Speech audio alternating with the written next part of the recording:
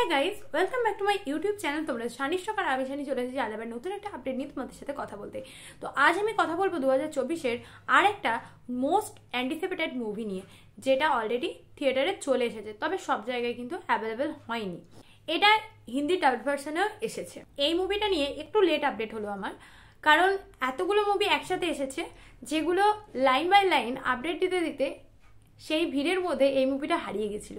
তো সেখান থেকে তুলে এনে আবার এই মুভিটার আপডেট দিতে বসেছি আজকে। তো ভিডিওটি পুরোভাবে স্কিপ না করে পুরোটা দেখতে থাকো। যাই হোক, এই মুভিটা দেখলে মাথা আর মাথায় থাকবে না, এটুকু বলতে পারি। যেখানে মুভিটা শুরু হওয়ার আগেই স্ক্রিনে পরিচালক বলে দিয়েছে, যদি তুমি ইন্টেলিজেন্ট হও তাহলে হল থেকে বেরিয়ে যেতে পারো, আর যদি তোমার রিয়েলকে রিয়েলভাবে দেখার সাহস থাকে তাহলে তুমি বসে থাকতে পারো। যে কোনো মুভি যখন সার্টিফাইড হয় তখন নয় এ হয় কিংবা ইউ হয়, এটা আবার ইউআই সার্টিফাইড। সত্যি বলতে এখানে সিনেমার মধ্যে সিনেমা দেখানো হয়েছে, বিশাল হাইপ। সিনেমা দেখার মাত্রই মানুষ পাগল হয়ে যাচ্ছে, ফুল ম্যাড। হল থেকে বেরোচ্ছে, আবার হলে গিয়ে সেই সিনেমাটা দেখবে বলে লাইন দিচ্ছে। একটা কাপল বাইরে বেরোচ্ছে, বাইরে বেরোনোর পরে তারা রিয়েলাইজ করছে যে তারা দুজনকে ভালোই বাসে না। কেউ আবার হাফ টাইমে বেরিয়ে গিয়ে নিজের যা কিছু আছে সব সবাইকে দিয়ে দিচ্ছে, নিজের বউটাকেও বাদ দিচ্ছে না।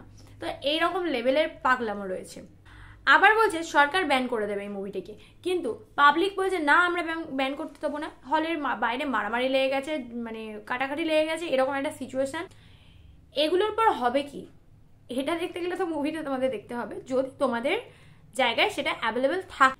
এরপর আছে স্ক্রিপ্টে এমন কি আছে, পরিচালক নিজেই বুঝতে পারে না যে স্ক্রিপ্টে এমন কি আছে যার জন্য মানুষ পাগল হয়ে গেল। আরে আমি তো এতক্ষণে পাগল হতাম, তাহলে আমি কেন পাগল হলাম না?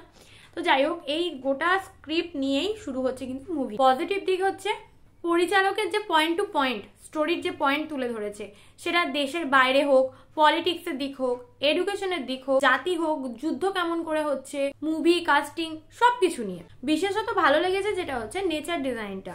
মেনলি এটা স্টোরি নয়, এখানে একটা মেসেজ আছে তোমাদের জন্য। তোটা মুভিটা তোমরা বুঝতে পারবে, ভালো লাগবে মোটামুটি। কিছু কিছু সিকোয়েন্স আছে যেগুলো এখনো পর্যন্ত মানে মানুষের মাথায় ঘুরবে। নেগেটিভ হলো কনসেপ্টটা দেখাতে চেয়েছে ঠিকঠাক, বাট সেটা ফুলফিল করতে পারেনি, অর্থাৎ প্রেজেন্টেশনে ঘাটতি রয়েছে।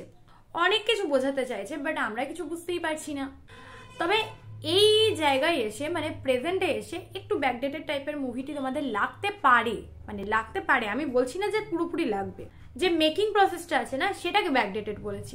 আমরা এত ভালো ভালো ভিএফএক্স দেখে অভ্যস্ত, এত ভালো ভালো গ্রিন স্ক্রিনের কাজ দেখে অভ্যস্ত, যে এই ধরনের কাজকে দেখলে না মনে হবে কোনো কাঁচা হাতে করেছে। প্রত্যেকটা ফ্রেমেই তোমরা এই গ্রিন স্ক্রিনের যে লোক ব্যাপারটা, এটা তোমরা দেখতে পাবে, বাট কোনো স্টোরি লাইন নেই এখানে। Only statement, only point. যে দুনিয়াটাকে দেখানো হচ্ছে মানে সিনেমার মধ্যে সিনেমা, সেটাকে যদি কলকির মতো করে প্রেজেন্ট করা হতো তাহলে আমার মনে হয় যে আরো ভালোভাবে প্রেজেন্টেশনটা হতো। কলকি মানুষ কেন দেখছে? এই প্রেজেন্টেশনের জন্যই দেখছে, কিন্তু হিউজ কিছু কলকিতে নেই। আমি স্পেশালি কলকি দেখেছিলাম, তো আমার খুব একটা ভালো লাগেনি। মানে সবাই বলছে কলকি ভালো, বাট আমার খুব একটা ভালো লাগেনি কলকি, কারণ মানে প্রেজেন্টেশনটা খুব সুন্দর, স্টোরিটা খুব সুন্দর, কিন্তু কোথাও গিয়ে যেন আমার ঠিক খাপ খায়নি। সত্যি বলতে খুব কম জায়গার মধ্যে ঘুরপাক খাচ্ছে। আর একটু যদি স্প্রেড করতো জায়গাটা তাহলে আরো বেটার হতো। আইডিয়া ভালো, প্রেজেন্টেশন অ্যাভারেজ।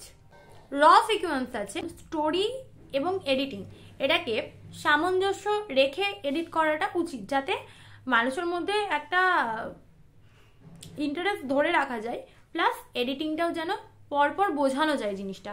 কিন্তু সেক্ষেত্রে এমনই মনে হবে তোমাদের যে গল্পটা যেন আমরা স্কিপ করে দেখছি, এরকম টাইপের এডিটিংটা।